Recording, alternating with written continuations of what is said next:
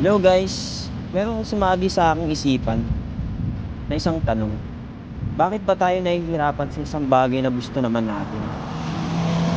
Sabi ko na lang siguro na itong bagay na to is hindi siya ganun kadaling makuha, kaya tayo nahihirapan. Ito yung bagay na gusto nating makuha kasi ito yung pangarap natin. Paano ba natin mapupursue na matagumpayan natin yung bagay na yun at makuha natin yun? Siyempre dapat meron tayong goal. Meron tayong umpisa. Kung wala tayong umpisa, hindi natin masisimulan yung bagay.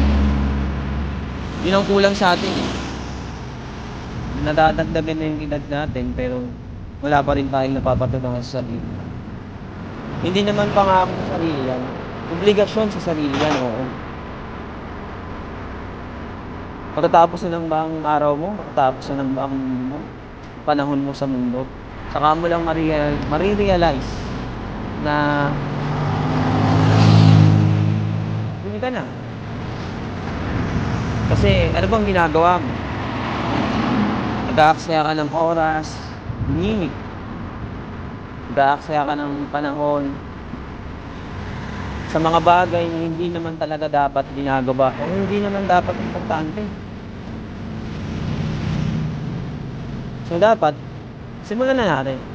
Simulan na natin yung plano natin sa buwan. Kabataan pa lang natin. Ano bang pangarap mo? Ano bang nasabi mong pangarap kung bata ka? Antay, huwag tumanda ka. Take note lang.